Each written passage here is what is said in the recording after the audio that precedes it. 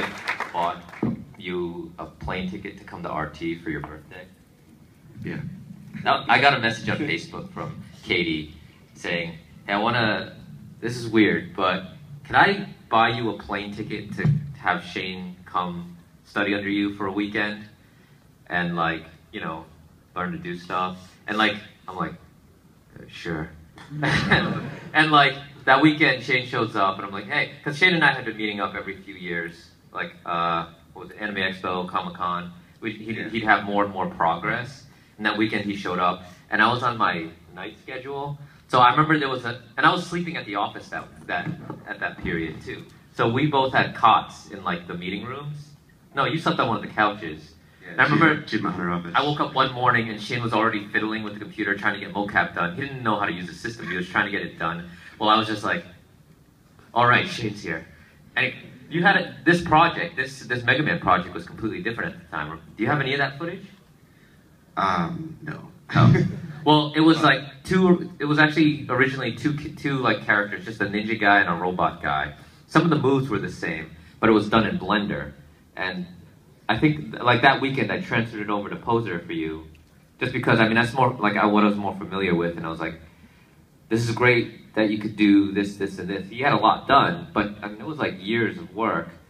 And then it was like a lot of like slow learning stuff. I mean, I was learning as I went, and then pretty much broke me into the Poser workflow, like everything he did for RVB. Yeah, because it was like, that's cool and all, but Poser does this much already for you that you don't have to worry about. And now there's some give and takes and stuff, because I know Blender's probably in some ways superior for other things. Like, you had to learn the rigging system and like a lot of different stuff in order to get that done. But I just dropped one of the Poser skeletons in and had your animation working like that weekend. Yeah. So then that converted Shane to a Poser user, and then it was like, was it 2 years later? After season 9? No, it was a year later. We were going into season 10, and you sent in a resume, and you're like, you know, Shane was like, maybe I'll hire first to do the work for me. And I saw it show up, and I was like, yes, hire this guy. And so now he does it. And he was still working on this. You had this like 90% of the way there, and you just needed an ending. Yeah, I ended up finishing it during Red vs. Blue season 10. I'd work on that all day and then through the night work on it. Yeah, there were so many. You look back on this now and be like, man, I could have done it so much better. It would have gone faster, I think. Like, I remember you saying there are a lot of skeletal issues, like especially because the proportions of those characters. They have huge heads, they have narrow shoulders, big hands. Also, just there's editorial stuff where I'm like, you should have crossed the line there, or that should have been timed differently. I mean, every chance we do, we look at it something, we'd be like, oh man, this could have been so much better. But then we just put that effort into our next project. Yeah. So next up, you know, and then a year later, Matt's like, we need someone else for RVB, and I'm like, what about this guy? What was it like? Well, first off, it was like on and off, just like, oh, okay, I did the RT animated recap. I hope there's something more for me. Like, hey, do you have anything for me yet? And Matt's just like, no, nothing yet.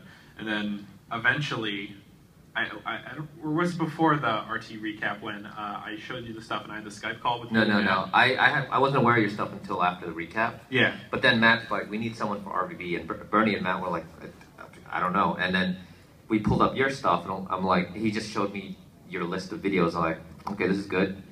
Okay, and then we just like give you a call, and then that kind of just pushed that forward. Yeah. And then I'd get the call one day, hey, are you still willing to move to Texas? And I'm just like, yes. Yeah. But yeah, so now I do RVB.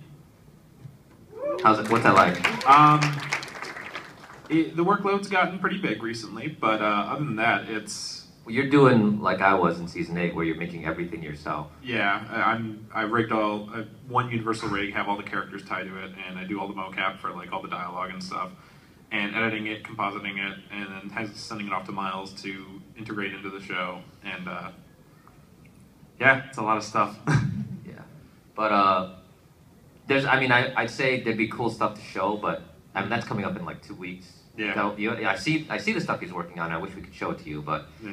There's like so much going on. We only have so much we can show in so much time. But I mean, the big crunch to get even Ruby done for this weekend was great. So why don't we watch that again? How many?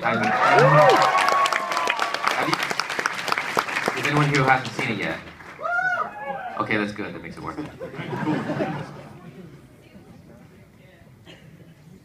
Most, we're not streaming this too. yeah, we should cut the stream now. Sorry for anyone at home, but this is exclusive RTX content.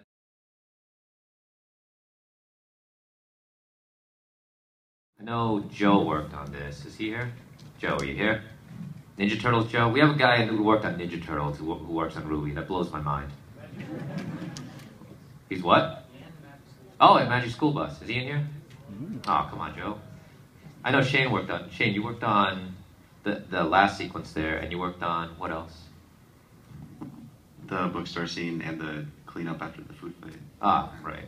That... How was the... How was doing that part with the tables?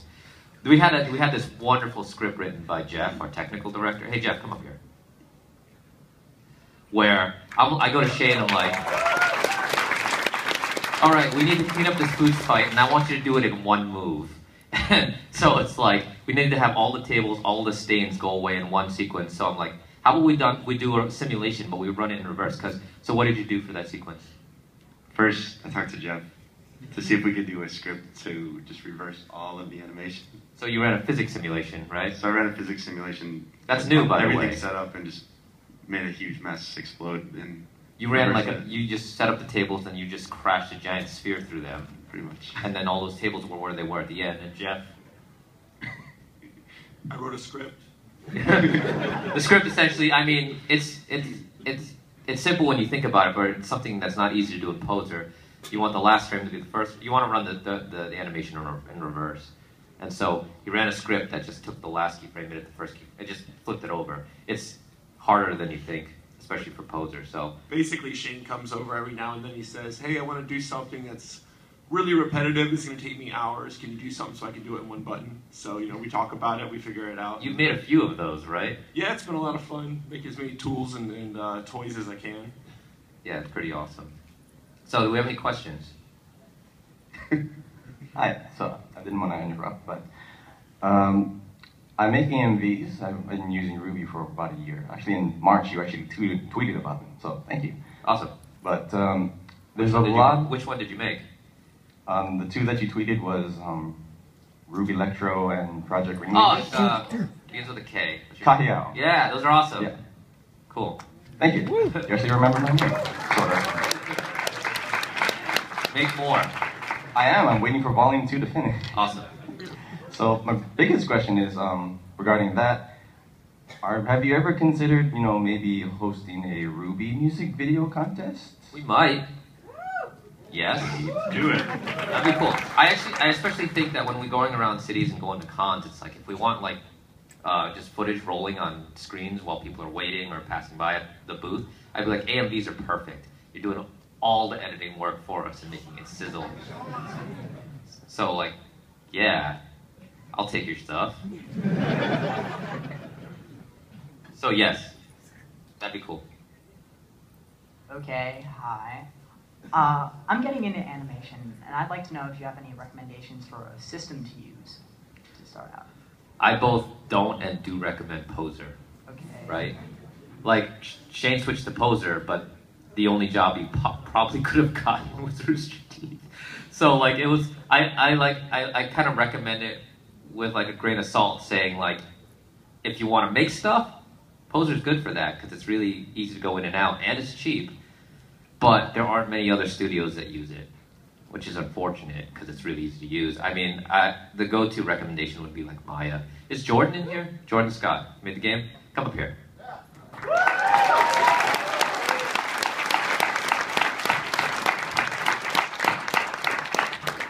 If you know about the Ruby game, Jordan did it, which is cool. Another guy is doing more work for me that I don't have to do.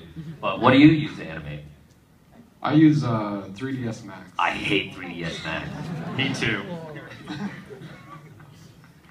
But I mean, awesome. Yeah, it worked for you, and it also has a pretty direct line into Unity, which is the engine has made it. If I were to recommend anything, I'd recommend Unity, because you might. I mean, 7 years ago, I was using Poser and just making my own system in that, but I don't know. The thing today might be to work in Unity. It's pretty verbose.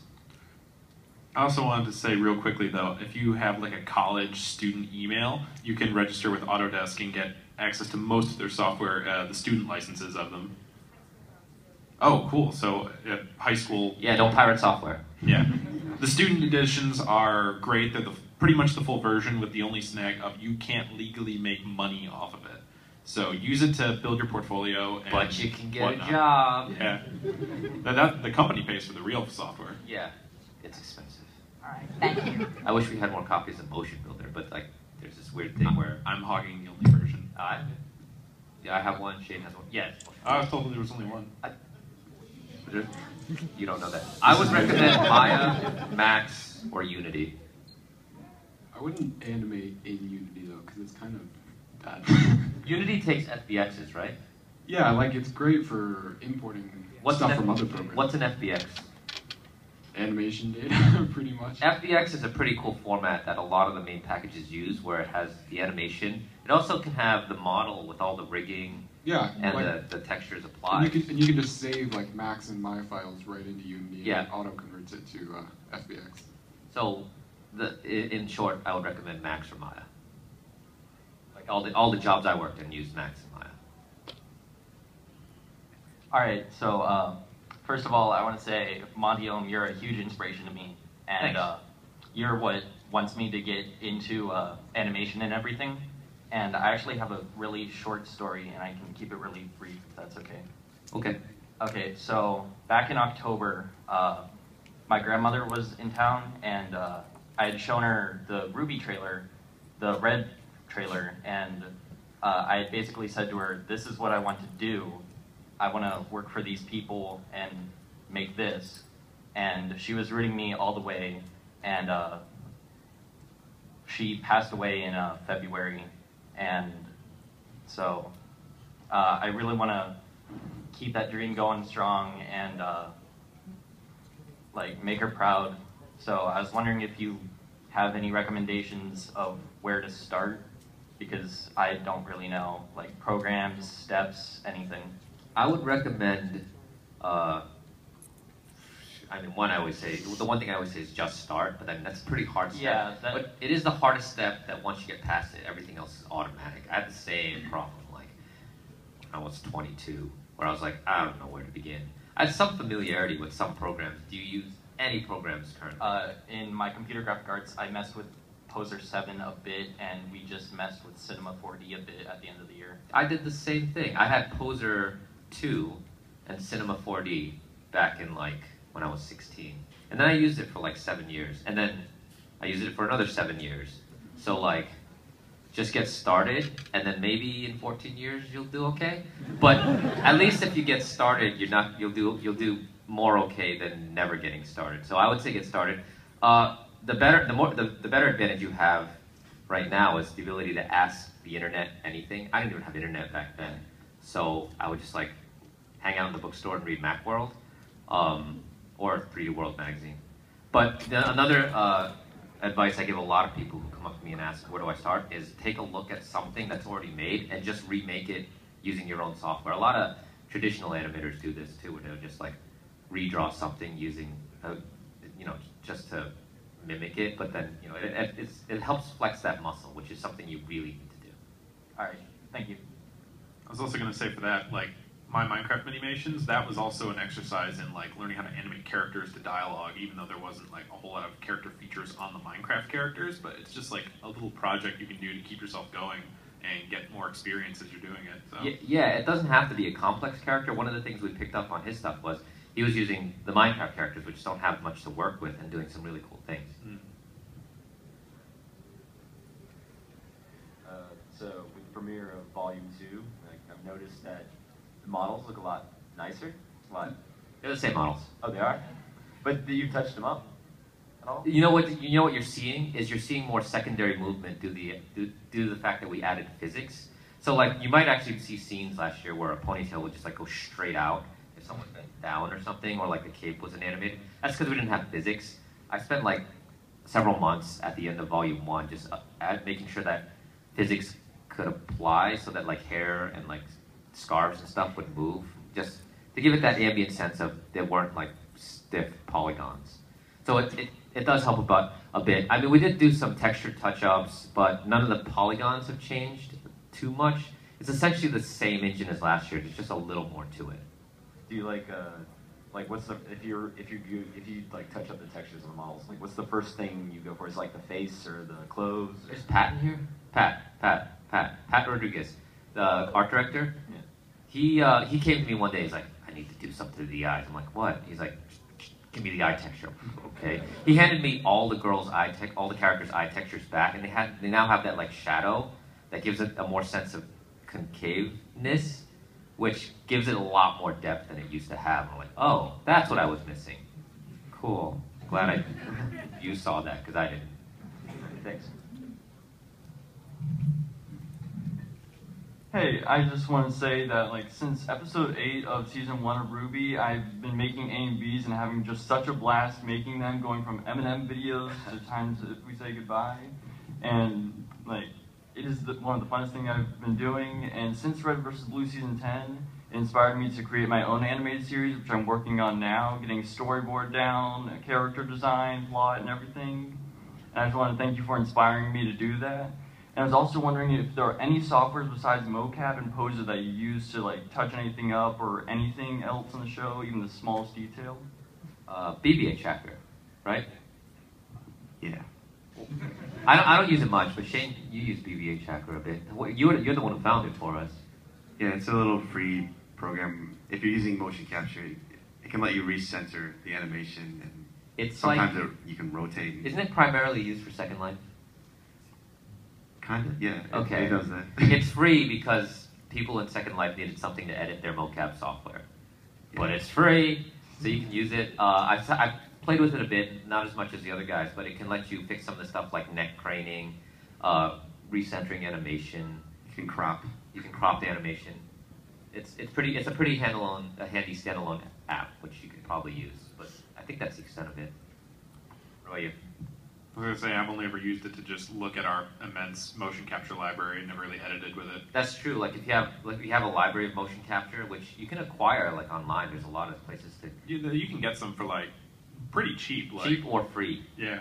And like, but you need to be able to preview it. It's handy to just be able to open it in that. Yeah. And then once that, if you can like get it into like FBX and like some other converter, I'm sure there's free converters out there. You can pretty much play with it and use it into other formats. Alright, and real quick, has anybody in this room heard of Ammo Burner on YouTube? Anybody? Nope? Okay.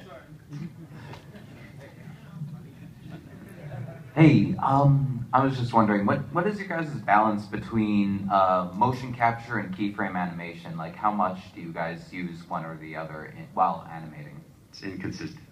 I guess there's no real balance. I mean, say if you're talking about an action scene, I have kicks I've been using that I used even before like Haloid that I just kept and I just used over and over again. There's one thing I've always said, the motion capture system isn't much for like people instinctively say, oh you have motion capture, let's get some martial artists in here or something. Like, I'm okay, I can do fight scenes all day because there's only one or two ways to do a kick, but there's like a million ways to do a performance, or infinite ways to do a performance. So like the motion capture is really there for the performance. Because I actually haven't been suited up since like last July. Like that whole thing you just saw there, the fight, that is recycled animation from like the last like 7 years. I could probably pull up comparative of like this punch was also from this scene or this kick was from another scene, and I just reuse it a lot. That's a huge ratio of not motion capture or keyframe or reuse of motion capture. It's hard to say. Some of it's a little bit of both. Like on Red vs. Blue, there's like, I'll do keyframe animation for a lot of simple things. Like, there's one scene where all the guys are doing push-ups, and that was just a cycle I quickly animated.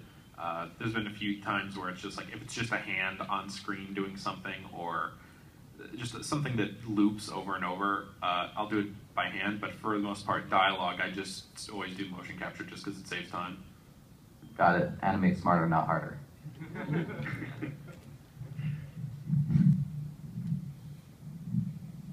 Hello? So I have some questions about the RWBY video game that aren't really animation related, if that's okay. That's cool. Now that it's now an official Rooster Teeth video game and being developed, is there a plan for a story mode, or is it going to stay the sort of the survival gameplay? I'm not sure because I don't think we want it competing with the show in that regard. Yes and no, right? We talked about stuff like right now. We were like, okay, I want to make sure every character has both a melee and range component, and then we're like, fuck, John's got shit for that. So we talked about like, what if John has his own little side story in the game where he actually gets some sort of gun component to his sword shield thing? Yeah, like kind of like Easter egg stuff, or like what if the game was like an OVA to the show? You know what I mean? It could have its own side story. I don't like I love like the Naruto games are like great in the way they can retell stuff, but it's like I feel in no way compelled to play them because it's like I watched that. I don't know if again. So like I would like to give the games like exclusive storytelling content. Yeah, and you know just like extras to the show and like sort of teasing like one another. If between season 2 and season 3, John shows up, he's got a gun now somehow. We go through it in the game and be like, actually have him build it or acquire it or something. Yeah, like an extended universe type thing. Also, I was wondering, are we going to, after you finish all the Team Ruby members, are we going to see... Finish them how? Like kill them?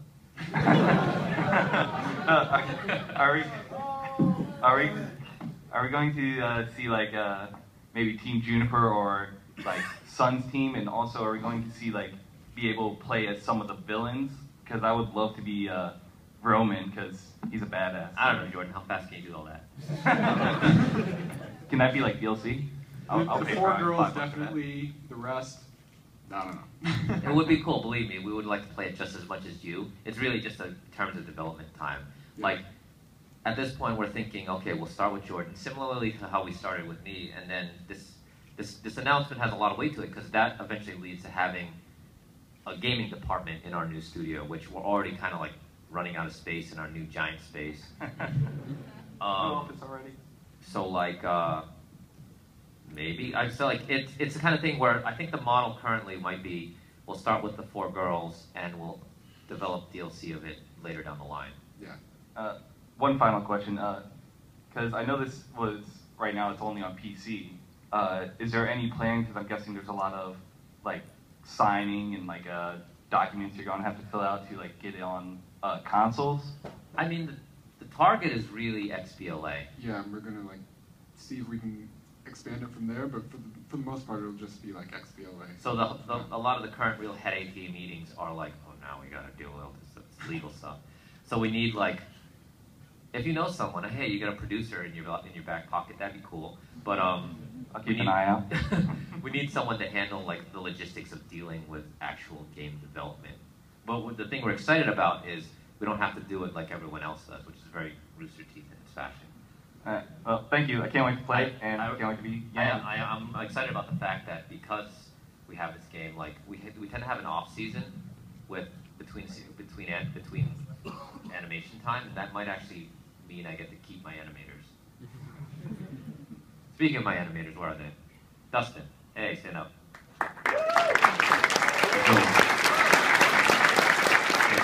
Dustin, what are you working on currently? All the things. He's got some fight scene stuff. He did. Dustin and where's Austin? Austin, blue-haired Austin. You previously was pink-haired animated guy. Is he in here?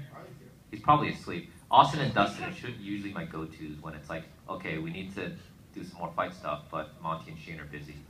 And then there's Harley. Harley, hey, stand up.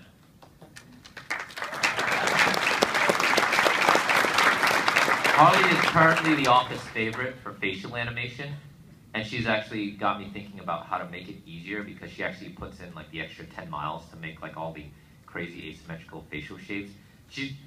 You recorded all this like behind the scenes footage of you acting into a mirror. We're gonna probably put all that on the DVD, just so you know. And then where's Ian? There you are, Ian. You barely use mocap, right? Shame on you, but it's still really good. So fuck you. So jealous. because he does it all by hand, and it's still really good. I can't even tell sometimes, I'm like, this is mocap or not. And we have a new kid. He's like 12, right? There you are, Joel Man. Joel number 2. We call him. His name is Joel Man, which is like so confusing because we have Joel Heyman. It's like I just like saying Joel Man. His also a lot of your stuff is hand keyed, right? For the first half of my stuff, You're getting into the mocap system. Which one do you like more? I still prefer me. Yeah, it's fuck you. Okay, and then William. What's up? This guy's really cool. He introduces himself as Bill to everyone else but me. So whenever someone comes up to the office, it's like, "Hey, Bill has something." I'm like, "Who's Bill?" What have you worked on? What scene did he work on? It's so good I can't remember it. But I really like his stuff. I remember you did some. Oh, I can't talk about that. I was about to say you did the thing with the thing, and it's like I was gonna spoil it for people. Spoil it. Okay. No. Are we at time? No. Yeah, I think so. Ah. Okay. Well, thanks for coming, everyone. Thanks for showing up.